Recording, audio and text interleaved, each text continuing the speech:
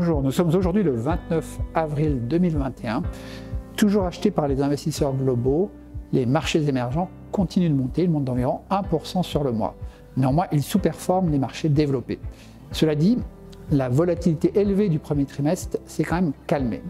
Les incertitudes réglementaires, notamment en Chine, sont aujourd'hui derrière nous et les entreprises émergentes affichent de très beaux résultats sur le premier trimestre 2021. En plus, on notera la faiblesse du dollar, ce qui est positif pour les matières premières et qui donne du répit aux devises émergentes. Dans cet environnement, comment se comportent les trois fonds GEM-Way? Alors, nos trois fonds, tous labellisés ISR, rebondissent bien au cours du mois, tant en absolu qu'en relatif.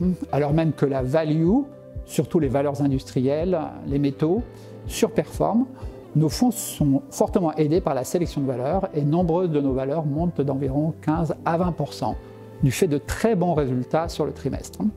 Nos actifs sous gestion sont revenus au plus haut puisqu'ils font 1,8 milliard d'euros. GEM Equity est à 1,520 milliard d'euros, GEM Asia à 142 millions d'euros et GEM China à 116 millions. Les valeurs de croissance émergente sont affectées négativement depuis mi-février. Estimez-vous qu'elles ont suffisamment corrigé? Alors rappelez-vous, ces valeurs de qualité ont fortement monté en 2020. La plupart d'entre elles ont corrigé en février et mars dernier. Depuis, elles ont annoncé de très bons résultats sur le premier trimestre, à l'image de MediaTek, le principal concurrent de Qualcomm. Cette société taïwanaise spécialisée dans les puces 5G vient de revoir à la hausse ses guidance 2021 de plus de 30% et annonce une remontée de son dividende. Ses bénéfices devraient doubler cette année et à plus de 5% de nos fonds, c'est une de nos principales positions. C'est aussi notre première conviction si on considère son poids par rapport à celui dans l'indice.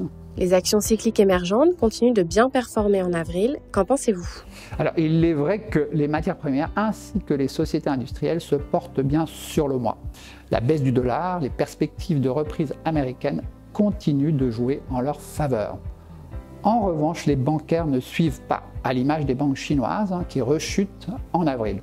Nous restons donc prudents sur ce secteur. La reprise économique ne va pas être synchrone dans les pays émergents.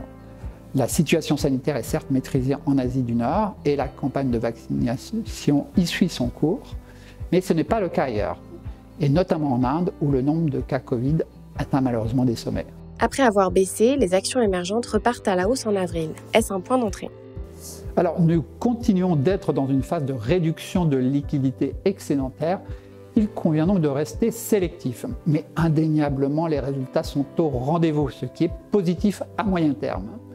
D'ores et déjà, les valorisations sont bien revenues et la croissance bénéficiaire accélère. Nous sommes donc relativement positifs et estimons que les marchés devraient monter d'ici la fin de l'année. Le secteur de la technologie nous paraît particulièrement attrayant sur les cours actuels. Il représente un tiers de nos portefeuilles. Je vous remercie de votre fidélité. Prenez soin de vous et de vos proches.